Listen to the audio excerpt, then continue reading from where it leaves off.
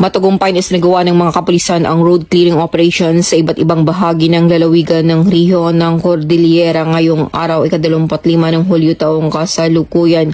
Pinangunahan ito ng kapulisan kasama ang iba't ibang ahensya mula sa MDRRMO, DPWH, Bureau of Fire Protection o BFP, Philippine Coast Guard o PCG, katuwang ang mga local barangay officials.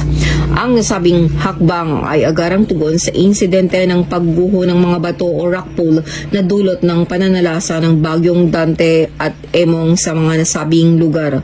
Nilinis at nadaraanan na muli ang apektadong kalsada, subalit pinapayuhan pa rin ang publiko, lalo na ang mga motorista, na mag-ingat sa pagdaan sa lugar dahil sa banta ng posibleng karagdagang pagbagsak ng mga debris mula sa bundok.